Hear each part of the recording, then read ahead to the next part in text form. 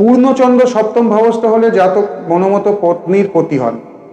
আত্ম অভিমানী, কাঞ্চনাদি যুক্ত, মানে ধনরত্ন বা টাকা পয়সা যুক্ত, সুন্দর তনু বিশিষ্ট, মানে দেহ খুব সুন্দর হয় ও কামাতুর হয়।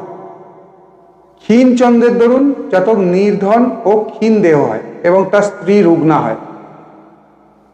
সপ্তমস্থ চন্দ্র দাম্পত্য জীবনে নানা রকম অভিজ্ঞতার সূচক। একাধিক বিপরীত লিঙ্গের সাথে তার সম্পর্ক হয় এবং বিপরীত লিঙ্গের প্রতি তার আলাদা একটা আকর্ষণ থাকে, অথবা বিপরীত লিঙ্গ সহজেই তার প্রতি আকৃষ্ট হয়। এই যোগটা মোটের উপর ভালো নয়। এই যোগে প্রায় স্ত্রীলোকের সঙ্গে শত্রুতা হয় এবং জাতকের স্ত্রীর স্নেহ বা প্রীতি দৃঢ় বা স্থায়ী হয় না।